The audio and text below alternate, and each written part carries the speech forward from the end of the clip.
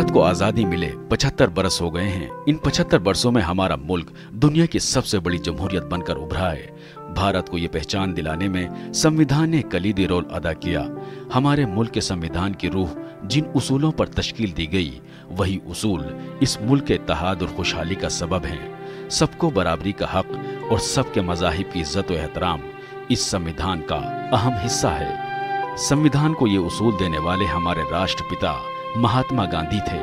गांधी जी ने न सिर्फ मुल्क को आज़ादी दिलाई, बल्कि मुस्तकबिल में एक खुद मुख्तार और आज़ाद मुल्क किन बुनियादी उसूलों पर आगे का सफ़र तय करेगा, इसकी भी समझ और सोच अता की, जिसका अक्स हमारे आइन में रोज़ रोशन की तरह नजर आता है।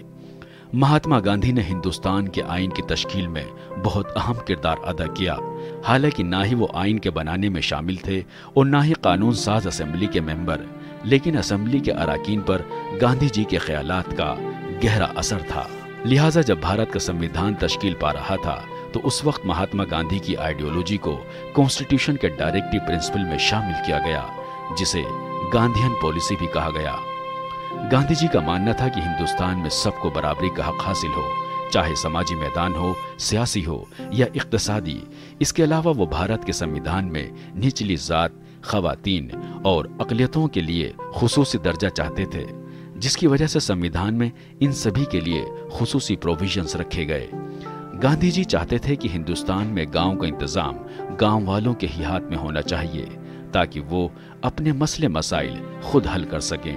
लिहाजा गांधी जी की इसी सोच के पेश नज़र संविधान में पंचायती राज कानून को जगह दी गई। सिर्फ इतना ही नहीं, समाज की बेहतरी में जो भी प्रोविजंस हमारे कानून का हिस्सा बने, वो सभी महात्मा गांधी की सोच से मुताबिकत रखते हैं।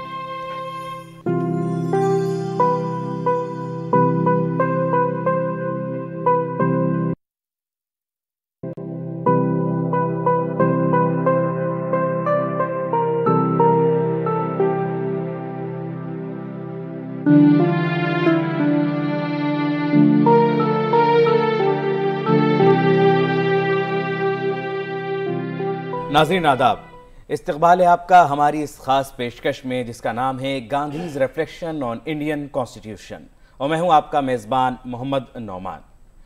बेहद सादा लिबास पहनने वाले गांधी जी ने समाज, देश और सिस्टम के लिए अपने सादा नज़रियात पेश किए, लेकिन उनके उन सादा नज़रियात को अपनाकर कोई भी साधारण इंसान असाधारण बन सकता है। गांधी जी के नज़रियात से न सिर्फ भारत बल्कि पूरी दुनिया के लोग मुतासिर हुए। सत्य और अहिंसा की सियासत की ज़रूरत को आज भी दुनिया के लिए ज़रूरी माना जाता है। ग्रामोदय, ग्राम स्वराज और स्वच्छता पर गांधी जी के विचारों ने आज़ाद भारत के आइन पर भी अपनी छाप छोड़ी।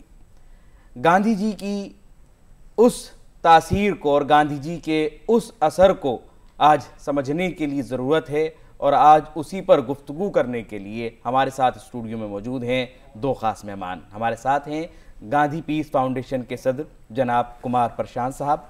हमारे दूसरे ख़ास मेहमान हैं रिटायर्ड प्रोफेसर जनाब सुब्रत मुखर्जी साहब। आप दोनों का आज की इस पेशकश में बहुत बहुत इस्तकबाल है। मेरा पहला सवाल मुखर्जी सर से, जब बात करते हैं मुल्क के आइन की, मुल्क के संविधान की, जिसके तहत हमारा पूरा मुल्क आज यहाँ इस मुकाम पर है, इसके सफ़र का आगाज़ कहाँ से हुआ? देखिए, पहले संविधान क्या है इसका देखें। संविधान का एक डेफिनेशन हम बोलते हैं पावर मैप। इससे पूरा जो देश किस तरह चलेगा, लोगों का संबंध एक के दूसरे के साथ, राजनीतिक प्रक्रिया, फंडामेंटल राइट्स, डायरेक्टिव प्रिंसिपल्स, आप जितने सारे ये सारे विषय कॉन्स्टिट्यूशन संविधान में लिखा जाता है, और उसी के साथ पूरा देश का सारा प्रक्रिया शुरू होता है और वही चलता है। पहले ऐतिहासिक दृष्टिकोण से देखें, जो संविधान का जो पूरा चर्चा ये 18वीं सेंचुरी में शुरू हुआ। अमेरिका में जो संविधान बना, और उसके बाद एक पूरा प्रक्रिया यही था कि कोई भी अच्छा स्वाधीन देश हो, अच्छा देश हो, उसका एक संविधान जो होगा उसमें लोगों का जो अधिकार है वो पूरा लिखा जाएगा, और सरकार क्या क्या कर सकता है और नहीं कर सकता है, इसके विषय पे पूरा डाला जाता है। अब हिंदुस्तान के बारे में आप देखेंगे ये प्रक्रिया कब शुरू हुआ। मैं कहूँगा पहले देखिए, हमारे देश में सामाजिक चिंता पहले आई, राजनीतिक चिंता बाद में आई। अब आप देखेंगे जो 20th सेंचुरी का पहले जो दशक था, उस समय लोगों का जो पूरा जो विषय पर तर्क वितर्क होता था वो है जो हिंदुस्तान नेशन है या नहीं। और इसमें मैं एक आपको बहुत अच्छा एग्जाम्पल दूं, जो चर्चा मैज़िनी का चर्चा बहुत होता था, उसमें गांधी जी का भी काफ़ी जिक्र है मैज़िनी के ऊपर।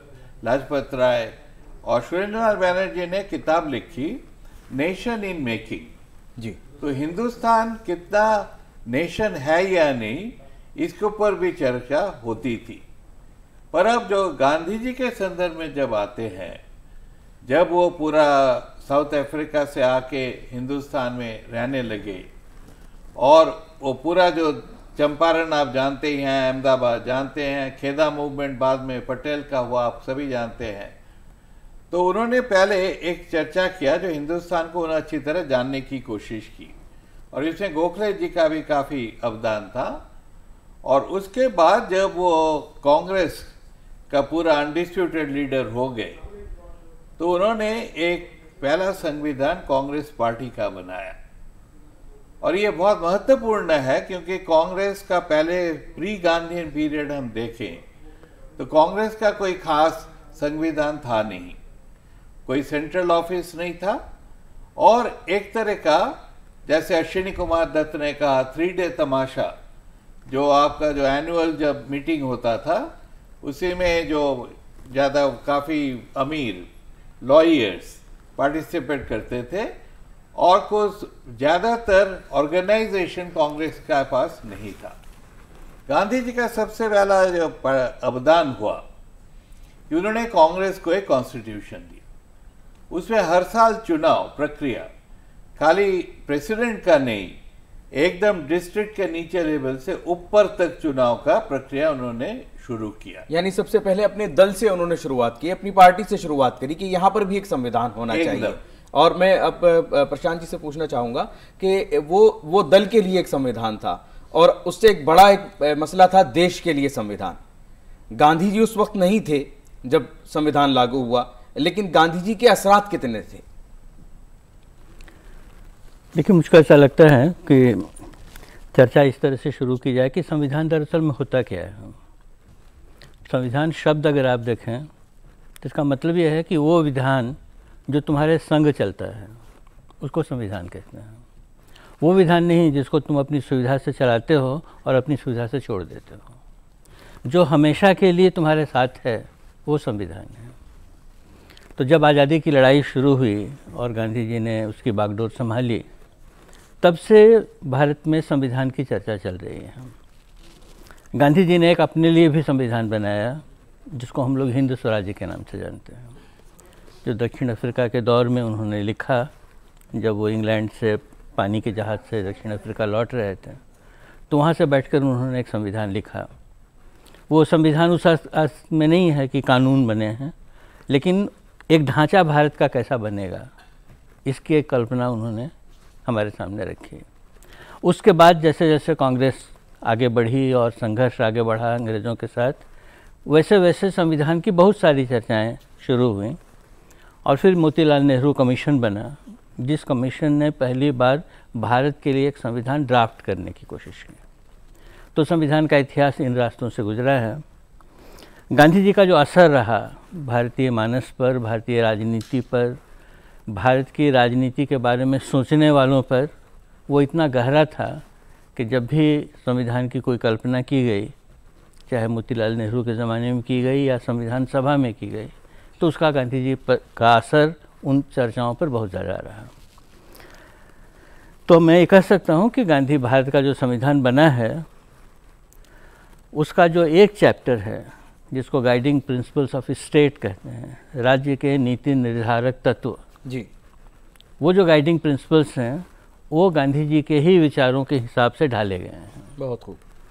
तो इसलिए कहूँगा कि बहुत बड़ा असर है भारत के संविधान पर। लेकिन उसमें एक दिक्कत भी है जिसको भी हम लोगों को समझ लेना चाहिए कि वो जो गाइडिंग प्रिंसिपल्स लिखे गए उसकी आखिरी लाइन में लिख दिया गया कि राज्य ये सब करने की कोशिश तो करेगा, लेकिन अगर वो ये नहीं कर सकेगा तो आप उसको किसी भी अदालत में खड़ा नहीं कर सकते। मतलब ये हुआ कि सारे जो गाइडिंग प्रिंसिपल थे जिन पर गांधी जी का काफ़ी असर था, उन सब को प्रीव्यू से बाहर कर दिया गया। तो संविधान एक चीज़ हो गई और संविधान की जो कल्पना है वो एक चीज़ हो गई। वो विरोधाभास हम लोग आज भी झेल रहे हैं। इसलिए अगर उसके बावजूद आपने कहा कि जो डायरेक्टिव प्रिंसिपल्स ऑफ स्टेट्स हैं उसके अंदर तमाम वो बातें शामिल की गई। मगर कि सर जिस तरीके से बात सामने आई कि डायरेक्टिव प्रिंसिपल्स के अंदर ये तमाम चीज़ें ली गई, उसके अलावा पंचायतों को जो अधिकार की बात होती है, पंचायतों को जो मजबूत करने की बात की गई है संविधान में, क्या यही तब तमाम चीज़ें चाहते थे गांधी जी के पंचायतों को ज़्यादा से ज़्यादा मजबूत और बाइख्तियार बनाया जाए, उनको ज़्यादा से ज़्यादा अधिकार दिए जाए? देखिए, जब संविधान बनने का प्रक्रिया शुरू हुआ और गांधी जी के लोग सारे उसमें इन्वॉल्व थे, जैसे हम जानते हैं जो 4 लोगों का रोल बहुत महत्वपूर्ण रहा इसमें। राजेंद्र प्रसाद वो चेयरमैन थे, नेहरू, पटेल, आज़ाद, जो ऑस्टिन बोलते हैं ऑलिगार्की ऑफ 4, और अंबेडकर का रोल तो हमें पता ही है। और इस तरह तब पर गांधी जी ने एक ऑल्टरनेटिव कॉन्स्टिट्यूशन का प्लान दिया था। वो श्रीमन नारायण उनकी थी और उसमें उन्होंने देखिए हमारी जो संसदीय लोकतंत्र है इसको उन्होंने नहीं माना था। जैसे आपने पंचायत का जिक्र किया था, उन्होंने कहा था ग्रामीण भारत का पंचायत से शुरू करके हम ऊपर तक जाएंगे। उसमें काफ़ी सारी चीज़ें उन्होंने कहा था, जैसे राजनीतिक दल कांग्रेस होना ही नहीं चाहिए, इसको एक सोशल ऑर्गेनाइजेशन कर देना चाहिए, और एक जो पूरा जो वोटिंग राइट वो भी इनडायरेक्ट होना चाहिए, डायरेक्ट नहीं होना चाहिए। ये सब बहुत सारी चीज़ें गांधी जी ने कहा था। पर अब सवाल आता है, जो ऑल्टरनेटिव जो संविधान का जो ढांचा था वो गांधी जी ने क्यों बनाया, और अब हमारी जो संसदीय बना है लोकतंत्र, पार्लियामेंट्री डेमोक्रेसी, उसमें गांधी जी का क्या क्या असर है। पहला चीज़ देखिए, गांधी जी का एक पूरा जीवन में एक हर वक्त उन्होंने नई सोच के वो दिशा में रहते थे। और जब संविधान की बात हुई तब भी उन्होंने सोचा कि हम अपना परंपरा देख के, भारत देश को अच्छी तरह जान के, जैसे इन्होंने अभी हिंद स्वराज का जिक्र किया, इसी तरह एक दूसरा संविधान का ढांचा भी हम बनाए। पर इसको मैं कहूँगा जो पूरा जो अटेम्प्ट था वो इनकम्प्लीट था, क्योंकि we all know Gandhi ji का जो असैसिनेशन हो गया, और जो एक लास्ट टेस्टामेंट जो बोलते हैं वो गांधी जी का जिस दिन असैसिनेशन, तो उसी दिन सुबह उन्होंने पूरा बात की थी, जैसे कांग्रेस पार्टी को रद्द कर देना चाहिए एंड ऑल दैट। तो उसको हम अभी ना लेके अब देखें जो गांधी जी का जो पूरा प्रोग्राम क्या था, कब से शुरू हुआ, और इसको हम कैसे देख सकते हैं जी। एक तो देखिए मोतीलाल नेहरू रिपोर्ट, इन्होंने जो कहा, साइमन कमीशन को जब हमने निकाल दिया उसके बाद हुआ। उसके बाद पूर्ण स्वराज का बात आई 1929, 30-31 कराची में फंडामेंटल राइट्स की बात आई, और कांग्रेस ने ये मान लिया एक तरीके से जब हम स्वाधीन होंगे तो हमारा जो पूरा संविधान होगा, हमारा देश होगा, इस सम काइंड ऑफ डेमोक्रेसी होगा। पर वो डेमोक्रेसी किस तरह का होगा उसके लिए बहुत चर्चा हुई। बट हम 40 के दशक में जब आते हैं, देखते हैं हम एक के बाद एक ये चर्चा हो रही है। राजा जी 1939 उन्होंने कॉन्स्टिट्यूएंट असेंबली की बात की, और उसमें हम देखते हैं जो मुस्लिम लीग ने उसे मना कर दिया, और इंक्रीजिंग रोल तब ये हो रहा था, क्रिप्स मिशन आया, एक तरफ अंग्रेज लोग थे, एक तरफ मुस्लिम लीग था, तीसरा तरफ कांग्रेस था। इसके साथ ही बहुत लोग थे, जैसे श्रीनिवास शास्त्री थे, इंडियन लिबरल, सप्रू जी थे। सप्रू जी का भी एक संविधान का पूरा नक्शा 45 में आया। इस तरह का पूरा चर्चा चली रही थी, और जब हम देखते हैं जो ये करीबन तय हो गया कि हमारा संसदीय लोकतंत्र चलेगा, और उसमें हम क्या क्या कर सकते हैं, उसके ऊपर जो पूरा कॉन्स्टिट्यूएंट असेंबली डिबेट में गांधी जी का जिक्र काफ़ी हुआ। फिर भी हम देखते हैं जो गांधी जी का काफ़ी जो बिलीफ स्ट्रक्चर था जी, वो संविधान में नहीं लिया गया। जैसे ये बोल रहे हैं directive principles of state policy, उनकी एक लीगल सैंक्टिटी नहीं किया गया। क्योंकि देखिए एक जो चीज़ होती है ना, जी, गांधी जी अपने आप को प्रैक्टिकल आइडियलिस्ट बोलते थे। जी, बोलते थे भाई मैं वही करना चाहता हूँ जितना मैं कर सकता हूँ। लेकिन सर वो गांधी जी कहते थे कि सब शामिल हों, जिस तरह वो आज़ादी की लड़ाई में सबको शामिल किया उन्होंने, और वो वैसे ही चाहते थे कि एक ऐसा देश जिसके अंदर सब हुकूमत में शामिल हों, इंक्लूसिव सबको करना चाहते थे। और संविधान के लिए भी उनका ये कहना था कि भारत के लोग ही संविधान बनाएं, और हमारे संविधान का पहला लफ्ज़ we the people of India. Prashant sir, लगता है आपको कि ये we the people of India कहीं ना कहीं दर्शाता है गांधी जी की उस सोच को, उस नज़रिए को, कि जिसके अंदर वो सबको शामिल करके एक देश चाहते हैं? मैं आपसे कहा ही मैंने कि गांधी जी की जो सोच थी उसकी गहरी छाप है भारत के संविधान पर, और उस समय की कोई भी सोच और कोई भी आपस की जो विमर्श होता है वो ऐसा नहीं हो सकता था जो गांधी जी की छाप से दूर हटे। इतना बड़ा उनका असर था देश पर। लेकिन एक बड़ी दिलचस्प बात है जिसका ध्यान रखना चाहिए। आपने कहा कि जब गांधी जब संविधान लागू हुआ तब गांधी जी तो थे नहीं, लेकिन जब संविधान बन रहा था तो गांधी जी थे। उनके सामने ही संविधान सभा की बैठकें हुई, लेकिन गांधी जी संविधान सभा में नहीं हैं। और इतिहास अगर आप उल्टेंगे तो कहीं भी आपको पता नहीं, ये रेफरेंस नहीं मिलेगा कि संविधान सभा की किसी भी बात के बारे में गांधी जी कोई राय कहते हैं। जैसे संविधान सभा में क्या हो रहा है इससे उनका लेना देना ही नहीं है। संविधान सभा के लोगों को गांधी जी के बारे में कुछ फिक्र हो तो अलग बात है, गांधी जी को इसकी फिक्र नहीं है कि वहाँ हो क्या रहा है। और इसकी फिक्र संविधान सभा में बहुत ज़्यादा है, क्योंकि सबको ये मालूम है कि जो कुछ भी हम बना रहे हैं, अगर इस आदमी को बहुत वो जमा नहीं और इसने उसके खिलाफ कोई बात कह दी तो बड़ी मुश्किल हो जाएगी। तो किसी ने पूछा संविधान बनने के बाद गांधी जी से कि भाई क्या हुआ, आपने तो कुछ इस विषय में बात ही नहीं कही। तो उन्होंने हंस के कहा कि देखो बात ऐसी है कि ये लोग इस फिक्र में पड़े हुए हैं कि देश चलेगा कैसे, और मैं इस फिक्र में हूँ कि देश बनेगा कैसे। बन जाए तो चलाने की बात सोचें, अभी तो देश बना भी नहीं है। ये जो नज़रिया है ये दोनों के बीच के फ़र्क को दिखाता है। जिनको सरकार चलाना है वो चाहते हैं कि एक ऐसी व्यवस्था बन जाए जिसकी लगाम अपने हाथ में हो, और जिसको समाज बनाना है वो चाहता है कि समाज एक ऐसा बने जिसमें से कोई नई व्यवस्था खड़ी की जा सके। इस फ़र्क को आप हमेशा अगर ध्यान में रखेंगे तो भारतीय संविधान में वी द पीपल जो है वो शब्द बहुत अच्छे लगते हैं, लेकिन वी के हाथ में लगाम कभी है नहीं। लगाम तो उनके हाथ में है जिन्होंने अपने लिए संविधान को खड़ा किया है। ये एक विरोधाभास है। हम लोग जब ये कहते हैं कि पंचायती राज, तो गांधी जी ने तो पंचायत की चर्चा ही नहीं कभी की है। वो तो हमेशा गांव की चर्चा करते हैं, ग्राम स्वराज्य की बात करते हैं। ग्राम स्वराज्य और पंचायती राज अलग अलग चीज़ें हैं।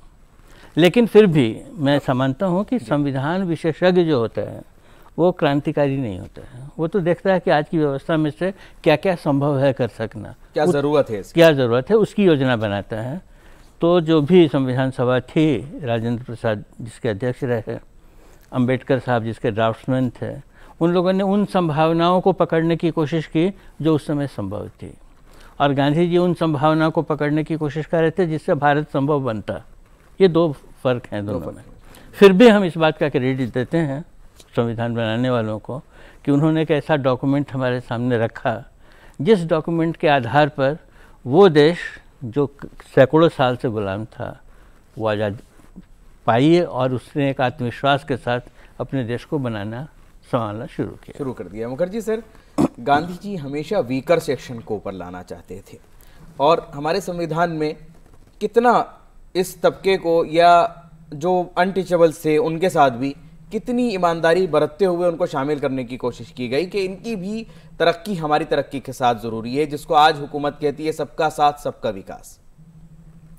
देखिए, एक जो ऐतिहासिक सिचुएशन में गांधी जी में एक क्वालिटी था, बहुत बड़ा क्वालिटी, बहुत कम नेता में ये होती है। वो जब देखते हैं जो ज़्यादातर लोग उनकी राय नहीं मान रहा है वो चुप हो जाते थे। 1945 अक्टूबर में करस्पॉन्डेंस हुआ जवाहरलाल नेहरू और गांधी के बीच में। जैसे हम सभी जानते हैं उन्होंने सक्सेसर नेहरू को चुना था, और मेरे विचार में उस देश में जो हालत था, मुझे लगता है जो गांधी जी ने सोच समझ के ठीक ही किया था, और पटेल ने भी इसको पूरा साथ दिया था। राजमोहन गांधी कहते हैं फाइनेस्ट आवर ऑफ पटेल, बहुत मूविंग चैप्टर है। तो तब करीबन गांधी जी को पता चल गया था जो कांग्रेस में जितने भी ज़्यादा लोग हैं वो नेहरू के साथ हैं, गांधी जी के साथ नहीं है। तो इसीलिए संविधान बनाने के समय उन्होंने अपना जो मत था वो तो अलग उन्होंने दे दिया, फिर मैदान उन्होंने छोड़ दिया था कि ये लोग जो तय करते हैं वो भी सोच समझ के करेंगे, और उसके अनुसार जो जब आप पाश्चात्य राजनीति का लोकतंत्र अपना लिया, संसदीय लोकतंत्र, वो गांधी जी का जो सपना था उससे काफ़ी दूर में था। फिर भी मैं कहूँगा कि जो जैसे अभी बोला गया डायरेक्टिव प्रिंसिपल्स, बाद में पंचायती राज अमेंडमेंट भी हुआ जी, तो संसदीय लोकतंत्र चलाने के लिए, और उस समय में एक तो देखेंगे जो पूरा दुनिया भर, जैसे अंबेडकर जी बोलते हैं, जो पार्लियामेंट्री डेमोक्रेसी के लिए सबसे ज़्यादा मत था, और वही उन्होंने अपनाया अच्छी तरह। उन्होंने ये भी बताया हमने कम्युनिस्ट का जिक्र क्यों नहीं किया, हम लोगों ने सोशलिस्ट की बात क्यों नहीं मानी, वो सारा अंबेडकर में है।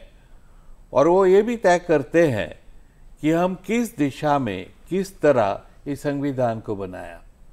तो सबसे बड़ी बात जो आती है हमारे संविधान में, एक कंसेंसुअल डॉक्यूमेंट था। इसमें मोर और लेस सबका जो ओपिनियन था जी, वो सारा उसमें आ गया था। डायरेक्टिव प्रिंसिपल्स गांधी जी जिक्र किया, पर मेन आइडिया आयरलैंड से आया था। तो ये सारा सोच समझ के, जैसे अंबेडकर जी ने बनाया जो हमारा संविधान है, ये ओरिजिनल डॉक्यूमेंट नहीं है। हमने सोच समझ के एक ऐसा संविधान बनाया जो देश के लिए अच्छा काम कर सके और इसको आगे बढ़ाए। और हम आगे बढ़ते बढ़ते अब काफ़ी आगे आ चुके हैं। और जिस तरह आज भी हुकूमत कोशिश कर रही है एमएसएमई के ज़रिए कि मीडियम और स्मॉल स्केल की जो इंडस्ट्रीज़ हैं उनको आगे बढ़ाया जाए, गांधी जी भी कुटीर उद्योगों को आगे बढ़ाना चाहते थे। उसका असर कितना हमें संविधान में दिखा और कितना गवर्नमेंट की पॉलिसीज़ में नज़र आया आगे चल करके? प्रशांत सर। उतना ही नज़र आता है जितना गांधी जी को हम संविधान में पाते हैं। तो गांधी जी की एक छायासी संविधान में है, वैसी एक छायासी इन कानूनों में भी कुटीर उद्योग और स्मॉल इंडस्ट्रीज़ के बारे में है। दरअसल में सवाल स्मॉल और बिग का नहीं है, सवाल यह है कि तुम्हारी योजना में प्राथमिकता किसकी है। तो हमारी योजनाओं में प्राथमिकता बड़े इंडस्ट्रीज़ की है। बड़ी इंडस्ट्रीज से जो कुछ बच जाता है वो छोटी इंडस्ट्री के पास जाता होगा, नीचे कितना पहुंचता है वो तो देख ही रहे हैं हम लोग। इसीलिए मैं जो बात आपसे कह रहा हूँ कि भारत के बारे में एक अलग तरह की कल्पना गांधी जी के मन में है। ये बाहर से कोई प्लांटेशन करने की बात नहीं है, एक नए तरह देश को ऑर्गेनिक रूप से बढ़ाने की बात है। और हमारे जो संविधान बनाने वाले लोग हैं उनके सामने इस तरह की कोई तस्वीर नहीं है। उनकी तस्वीर है यहाँ से आयरलैंड से लेकर और अमेरिका तक और इंग्लैंड तक सबके संविधानों में से कुछ चीज़ें निकाल करके एक कंसेंसस बनाना। तो कंसेंसस हमेशा डाइल्यूट ही होता है, वो कभी भी पक्का और खरा नहीं होता है। तो हमारे संविधान की भी वो मर्यादा रही है। लेकिन जो मैं आपसे बार बार कह रहा हूँ कि एक देश को चलाने के लिए एक फ्रेमवर्क की ज़रूरत पड़ती है, एक कंसेंसस की ज़रूरत पड़ती है। जो मैंने शुरू में आपसे कहा, जो हमेशा साथ चले, संग चले, वो संविधान। जो जहाँ दिक्कत हो तो संविधान छोड़ दिया और जहाँ सुविधा हुई वहाँ संविधान ले लिया, वो वाली दिक्कत तो बनी हुई है, वो भी बनी हुई है। लेकिन मुखर्जी सर, अब हम प्रोग्राम के आखिरी मरहले में हैं। एक छोटा सा मैं रिएक्शन चाहूँगा। अब आने वाले वक्त में इस 21वीं सदी में गांधी जी की ज़रूरत कितनी प्रासंगिक लगती है आपको, और कितनी दुनिया के लिए आज गांधी जी के विचारों की ज़रूरत बढ़ गई है? देखिए, जो महापुरुष होते हैं, वो जो लोग कहते हैं उनका जो काम होता था, उसका जिक्र तो हर वक्त होता रहेगा। और गांधी जी का तो एक सबसे पहला जो बड़ी बात थी, उन्होंने कहा my life is my message. तो मैं जो ज़िंदगी मैंने जिसे अपनाया, जिस तरह मैं लोगों के लिए काम किया, उससे आप सीखिएगा। मैं जो कुछ लिखा हूँ और बाकी चीज़ किया हूँ उसके ऊपर जिक्र आप मत कीजिएगा। और गांधी जी का जीवन आप देखेंगे तो सबसे जो बड़ी चीज़ मुझे जो लगती है, जो उनका जो ऑर्गेनाइजिंग कैपेसिटी था, जो हिंदुस्तान का जो पूरा आपका चेतना बदल दिया, मैप बदल दिया। एक चीज़ मैंने आपको कहूँगा जो काफ़ी लोग ये जिक्र नहीं करते, जो उन्होंने अंग्रेज़ों का मैप कभी नहीं माना, लिंग्विस्टिक्स मैप उन्होंने माना। उन्होंने भाषा में कहा हिंदुस्तानी होना चाहिए। ये बात है कि काफ़ी चीज़ें हम लोग उनको अपना नहीं सके, पर आइडियाज़ तो एक अपना रोल होता है ना। जैसे वो रोल प्ले करते थे, प्ले कर रहे हैं और प्ले करते रहेंगे। कीन्स ने जैसे बताया, आइडिया का रोल बहुत ज़्यादा होता है। तो जब तक हम जीवित रहेंगे, सभ्यता जीवित रहेगी, गांधी जी का रेफरेंस पॉइंट तो कोई नाकार नहीं कर सकता। बहुत खूब, बहुत खूब। प्रशांत सर, आपसे भी एक स्मॉल रिएक्शन चाहूँगा। आज नौजवान, आज यूथ, डिजिटल इंडिया और एक तरफ गांधी, कितनी आज के यूथ को कितनी ज़रूरत है गांधी जी के विचारों को समझने की और उन्हें आगे बढ़ाने की? देखिए, मैं ऐसा कहूँगा कि अगर कोई पूछे कि जीने के लिए सांस लेने की कितनी ज़रूरत है, तो इसका जवाब इतना ही है कि सांस बंद करके देख लो। उसी तरह से गांधी जी का साथ और मनुष्य का रिश्ता है कि जब तक समाज और दुनिया स्वाभिमान के साथ जीना चाहती है, तब तक गांधी जी की प्रासंगिकता बनी हुई है, क्योंकि दूसरा कोई रास्ता अभी दुनिया के हाथ में आया नहीं है। और जब आइन के साथ हम बात करते हैं, संविधान के साथ बात करते हैं, अभी वो कौन कौन सी ऐसे विचार हैं या वो कौन कौन सी ऐसी बातें हैं जिनको शामिल करना, प्रशांत जी, आपको ज़रूरी नज़र आता है कि ये चीज़ें अभी और इंक्लूड होनी बहुत ज़रूरी है? सबसे ज़रूरी है लोगों की सहभागिता। निर्णय की जगह पर जहाँ फैसले लेते हैं वहाँ लोगों की सहभागिता है या नहीं है। डेमोक्रेसी का मतलब ही है इंक्लूसिवनेस। नहीं तो उससे पहले भी बड़े बड़े शासक हुए हैं, बड़े बड़े राजा हुए हैं जिन्होंने बहुत अच्छा काम किया है, लेकिन वो डेमोक्रेसी नहीं थी।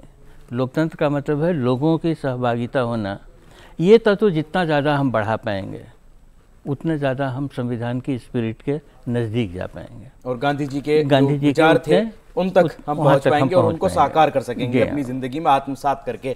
यही आज की इस पेशकश का विचार था कि गांधी जी का असर ना सिर्फ हिंदुस्तान पर, हमारे निज़ाम पर, हमारी सियासत पर, हमारे आइन पर हमेशा था, है और रहेगा।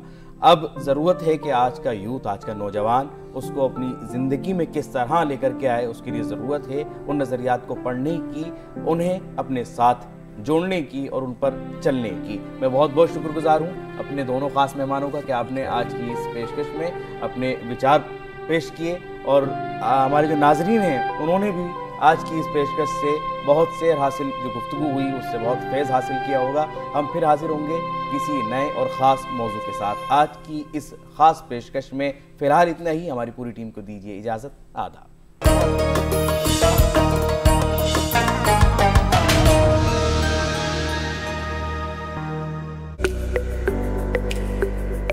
मुख्तलिफ बीमारियों के बारे में आपके हर सवाल का जवाब देंगे हमारे माहिर डॉक्टर। बताएंगे आपको सेहतमंद जिंदगी का राज, ताकि आप बदल सकें अपने जीने का अंदाज।